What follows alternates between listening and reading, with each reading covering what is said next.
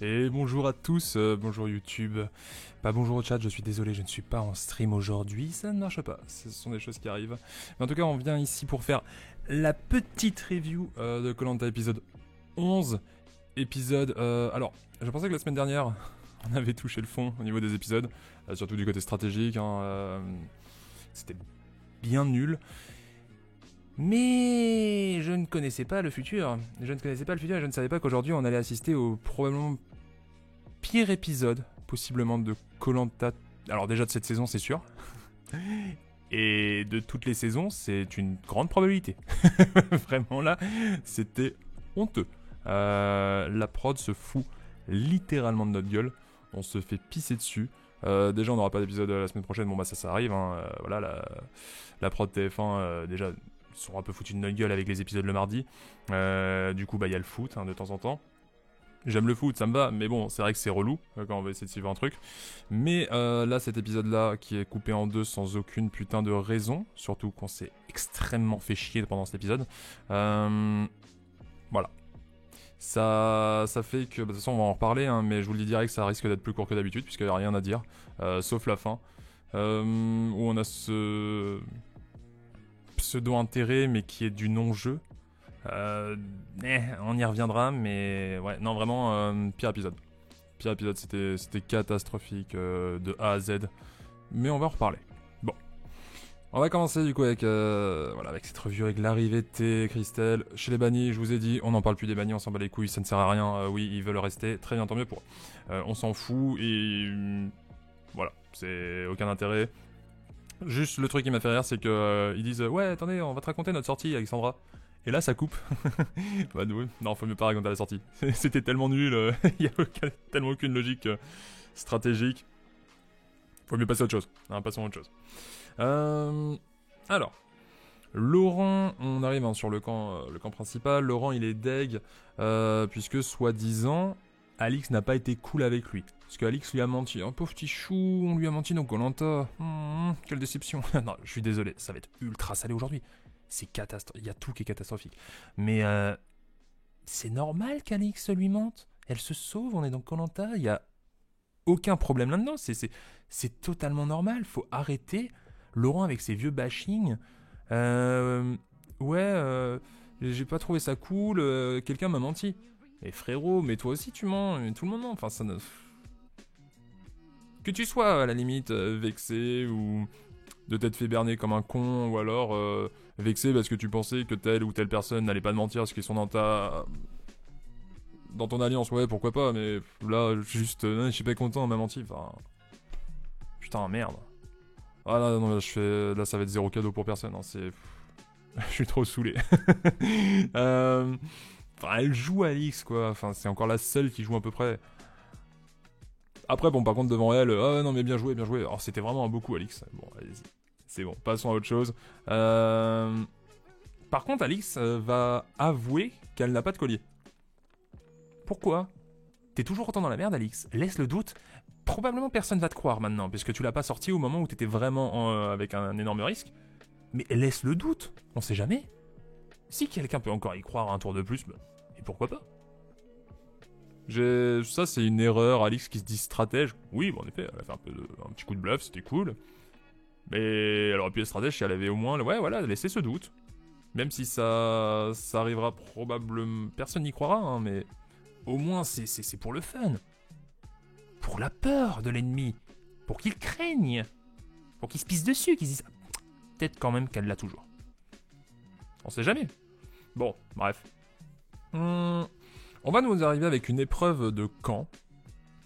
Enfin, une épreuve qui va se placer sur le camp. Qui vont gérer eux-mêmes. Pour des avantages. Bon, pourquoi pas, c'est l'épreuve des bambous sur la tête. Et là, déjà... On passe à l'épreuve. Et... L'épreuve est quand même vachement longue. On se fait quand même plutôt chier, là. Dès cette épreuve, on se fait chier. Et là, je commence à sentir... Ça commence à puer la merde. Déjà, je mets épreuve aux F. Et après, je saute une ligne. Normalement, moi, je vous explique. Je prends des petites notes sur ma feuille. Et généralement, je prends à peu près une feuille recto verso. Où c'est bien stack, c'est bien... Tout est ensemble, tout est bien écrit à la suite. Là, j'ai quand même sauté une ligne. Et j'ai mis 3 petits points tellement on se faisait chier. Et ça sentait déjà la mouise, où on nous met une épreuve de merde, ultra lente, et on arrive presque à la première pub, et il s'est passé que ça. Et là, ça puait l'épisode coupé en deux. Mais sauf qu'il n'y a aucune logique. Vraiment, c'est pas un épisode de réunification, c'est pas une finale, pourquoi couper en deux cet épisode? Et je me suis dit, bon, peut-être qu'il y aura des trucs incroyables qui vont se passer, on sait jamais. Mais ouais, non. L'épreuve là qui durait trop longtemps déjà, c'est... Ouais, ça mettait un peu la puce à l'oreille. Bon, c'est Laurent et Claude qui vont gagner l'épreuve, ils auront donc un avantage, comme s'ils avaient besoin de ça. Ils vont aussi se dire, ouais, victoire individuelle. À 2, victoire individuelle. Ouais, si vous voulez en mettre une 20ème pour Claude, hein, si vous voulez continuer à vous branler là-dessus, pourquoi pas, mais a priori, bon, si vous voulez, on s'en fout au pire. Au pire, on s'en fout. Va y avoir un gros débat par contre avant qu'ils partent, s'ils préfèrent prendre le courrier, s'ils préfèrent prendre la bouffe, parce qu'ils se doutent que c'est possiblement ça. Ça, c'est toujours bien de le faire au préalable. C'est bien de gérer, d'essayer de créer le moins de tension, c'est intelligent, les joueurs commencent à le savoir, j'ai envie de vous dire. Bien sûr, on va nous repasser une énième fois cette putain de scène de Claude qui mange les bananes. Oh là là, mais là ça continue à puer la merde l'épisode.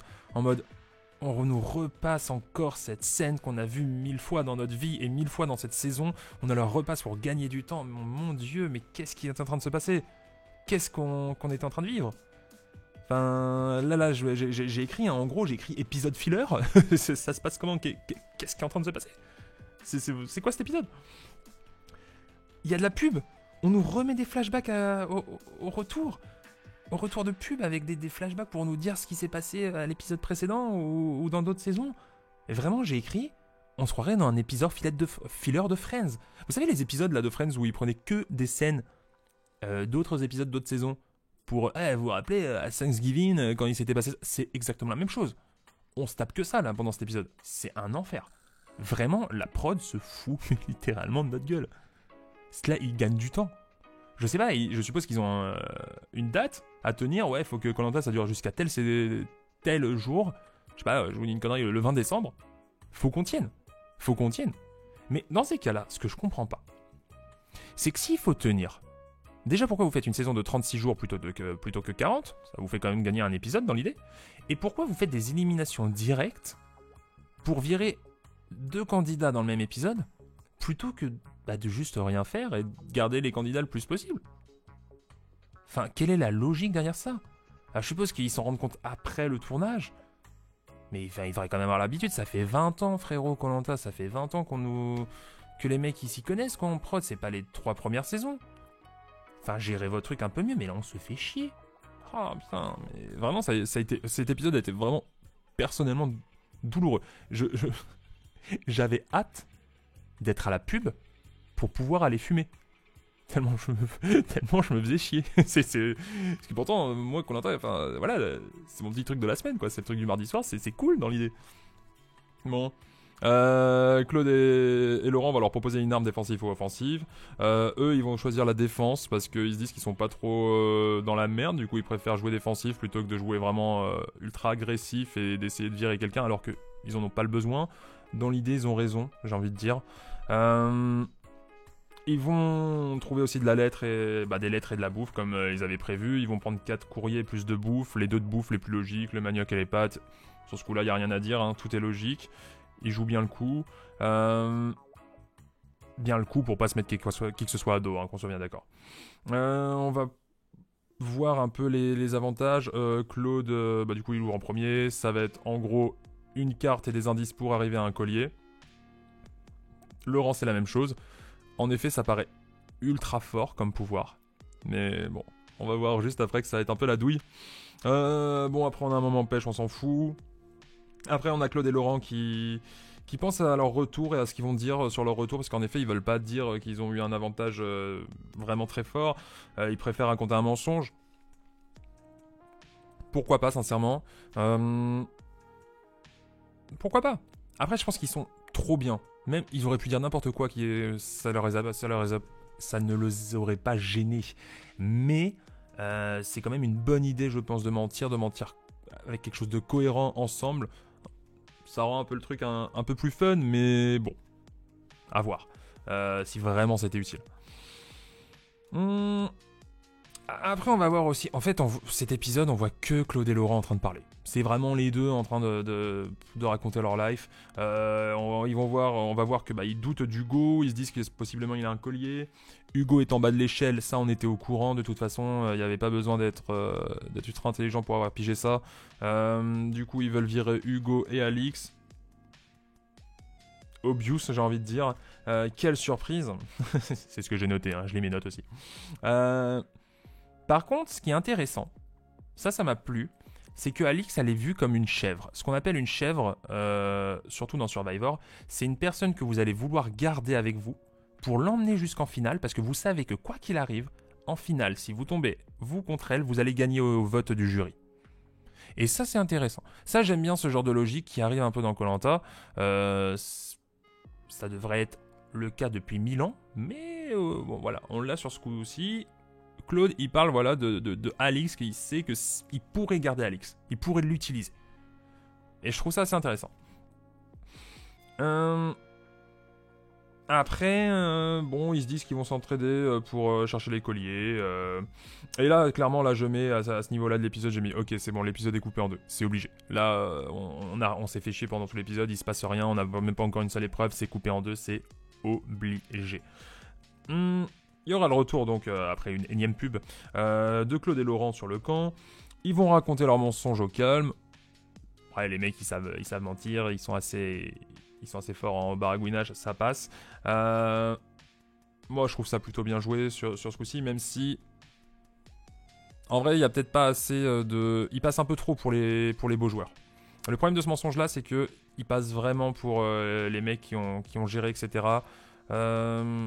À la limite, ils auraient peut-être pu sortir quelque chose du style il y avait une mini-épreuve pour gagner un avantage ou quelque chose, je sais pas.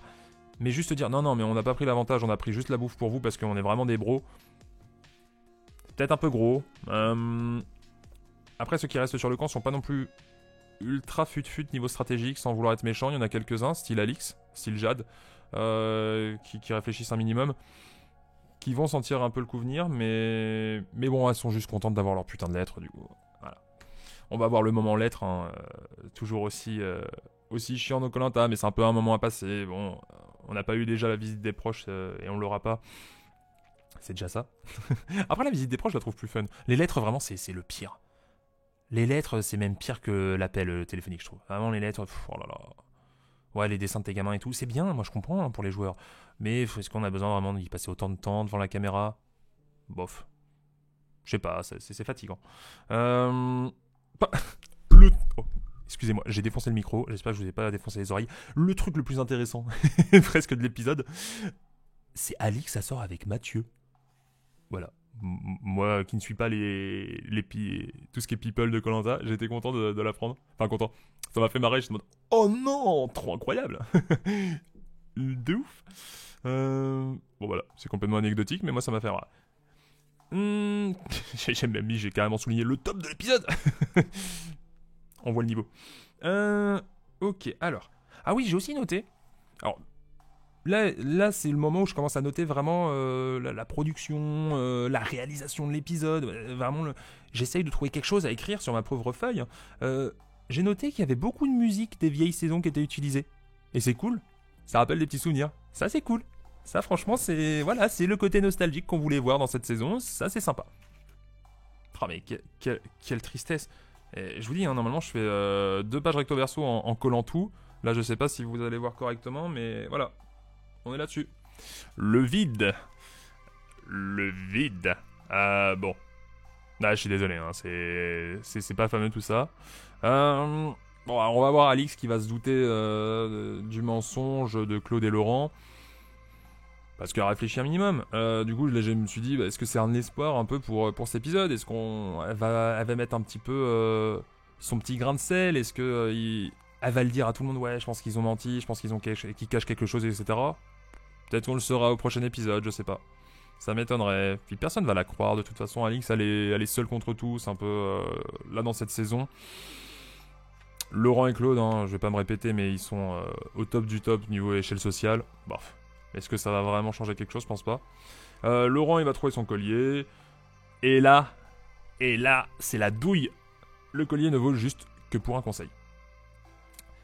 Ce qui est donc la pire chose qui peut leur arriver, parce que Laurent et Claude ne sont pas inquiétés pour ce conseil, et en plus ils ont 2 colliers pour un seul conseil. Sincèrement, à leur place, moi je le jouerais pas. Je sais que j'ai déjà dit à un autre épisode qu'il fallait jouer les colliers, il faut jouer les armes. Je l'avais dit, je crois que c'était avec Clémence qui avait un collier. Oui, parce que Clémence était dans la merde. Parce que Clémence avait la possibilité d'être dans la merde. Si vous avez la possibilité, ouais, jouez-le, il n'y a pas de souci. Sauf que là, Claude et Laurent, ils sont au courant. Là, actuellement, on fait l'échelle sociale et les personnes qui ont le plus de chances de sortir, celles qui ont moins de chances de sortir, il y a Claude et Laurent. Ou Laurent et Claude. Vous le mettez dans le sens que vous voulez, mais ils sont tout en haut de l'échelle. Et s'ils jouent leur collier, que ce soit pour eux ou pour quelqu'un d'autre, eux, ils vont pas sortir, c'est sûr. Vraiment, il faudrait un cataclysme pour qu'un des deux sorte. Et s'ils le jouent, ils vont juste dire à tout le monde « au fait, on vous a menti ». Et ils vont plus se mettre des gens à dos plutôt qu'autre chose. Surtout que ça vaudra que pour ce conseil. Sincèrement, moi, je le jouerai pas. Sincèrement, je le jouerai pas, je dirai à personne, je le montrerai pas, je ferai rien du tout avec ce collier. À leur place.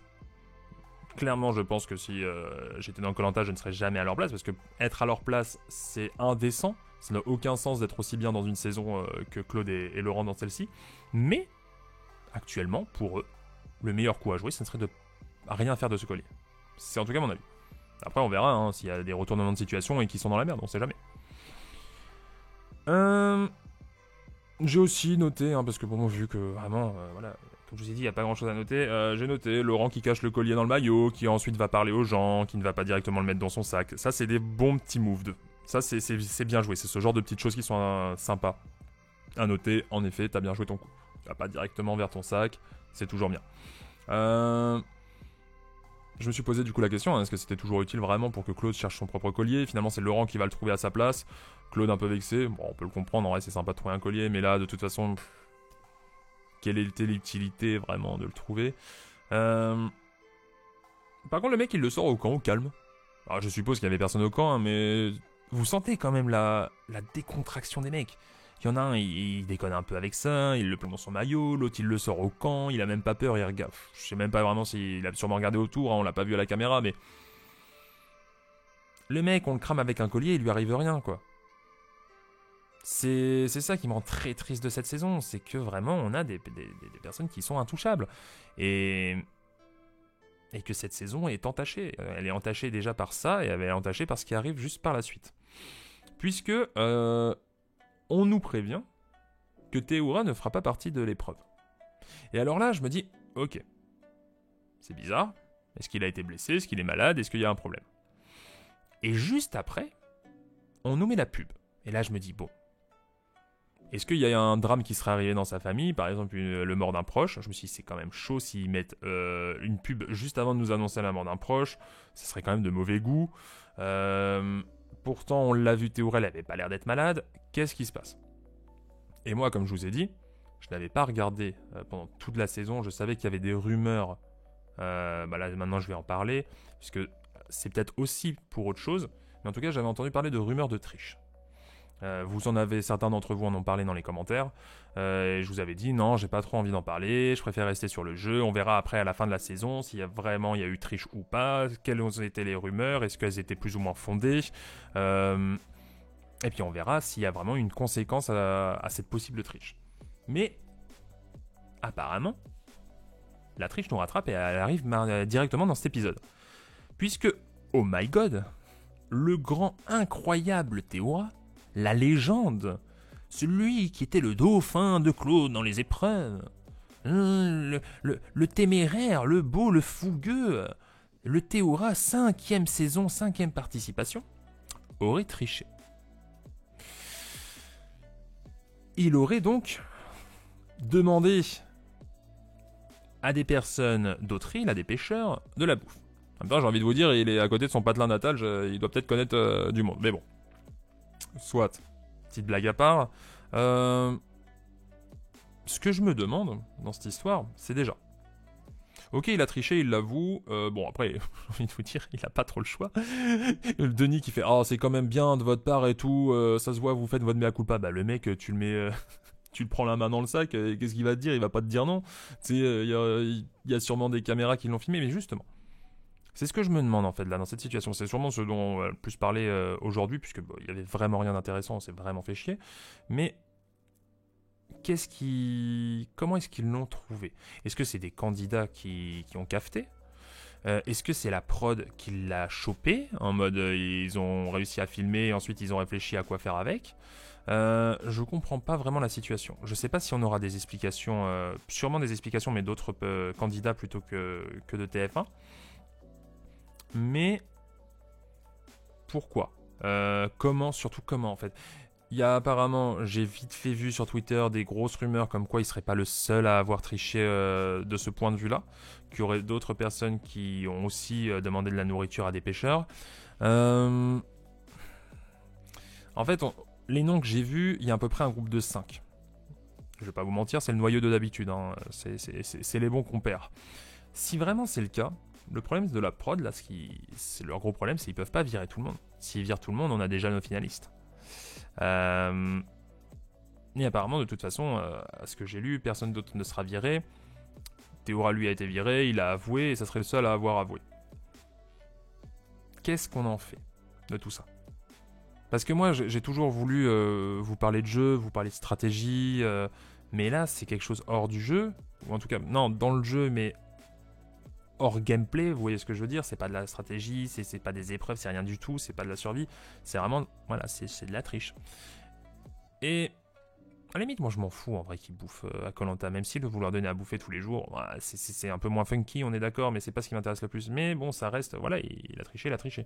Mais franchement, cette saison, je suis désolé, hein, mais elle est vraiment décevante. Elle est vraiment triste. Enfin, on se tape des épisodes de merde assez souvent. Les légendes, elles sont, moi, de mon point de vue, elles sont complètement détruites. Enfin, il n'y a pas de légende. Pour moi, les légendes, c'est des grands joueurs, surtout stratégiques, des personnes qui ont retourné un peu des situations invraisemblables. Pour d'autres, les légendes, c'est les gens qui sont forts aux épreuves, et je peux le concevoir, il n'y a pas de souci. Mais même là, on est en train de vous détruire vos légendes. Pour vous, pour d'autres personnes, les légendes, c'était Claude, c'était Théora, c'était voilà, ce genre de personnes qui étaient ultra fortes en épreuve.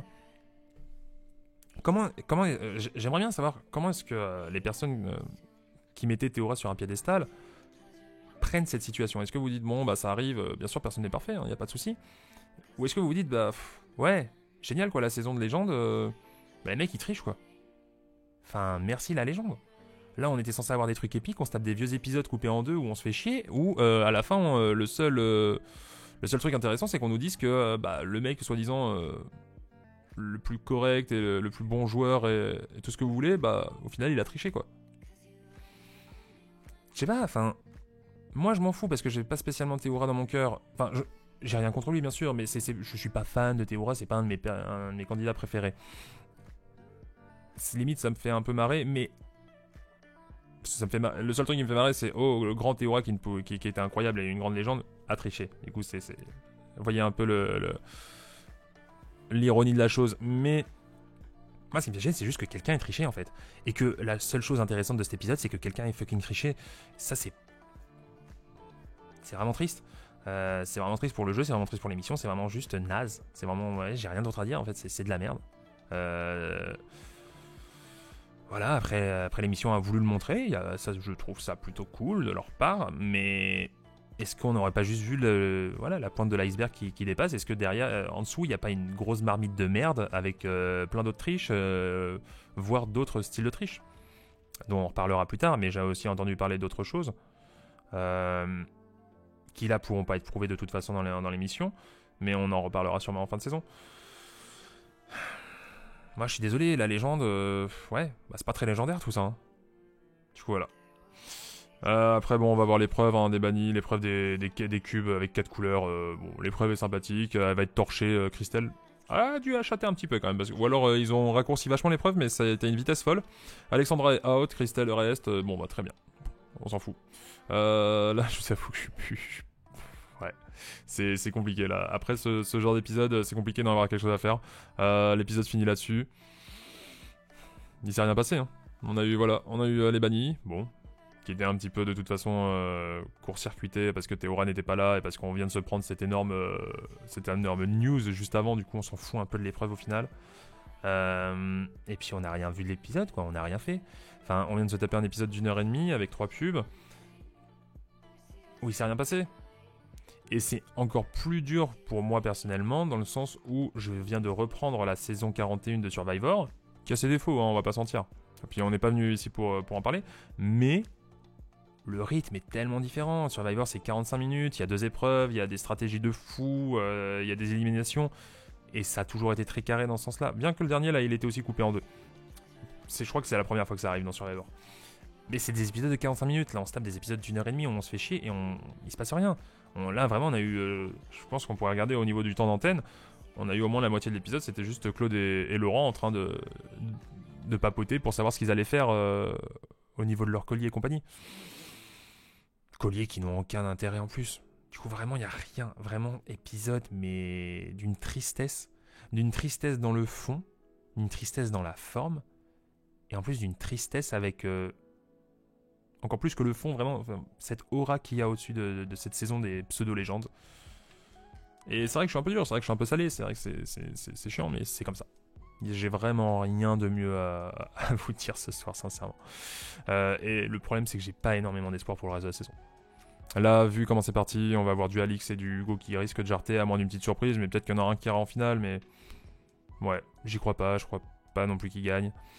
Il y a rien qui me donne vraiment envie. Alors bien sûr j'ai envie de suivre, bien sûr c'est toujours un petit peu cool, un petit peu hypant, mais même la hype qu'il y avait de base, juste parce que c'était une saison de retour et une saison avec toutes ces personnes qu'on connaît, c'était la légende, c'était les 20 ans, et au moins il y avait ça. Même si le jeu n'était pas incroyable, au moins il y avait ça. Même ça commence à partir. Et c'est ça qui me rend triste. Du coup voilà. N'hésitez pas à me dire ce que vous en avez pensé, si des gens ont apprécié, ce que vous pensez, voilà, surtout du côté de la triche, et puis ouais, tout simplement ce dont vous avez pensé. Je serais assez curieux, c'est cool, il y en a certains qui se prêtent au jeu, on peut discuter un petit peu en commentaire. Et puis voilà, parce que bah qu'on se fait chier à regarder ça, au moins qu'on se fasse pas chier à en parler. Voilà, je vous laisse, merci à tous d'avoir écouté tout ça. Je vous fais la bise et je vous dis ciao ciao.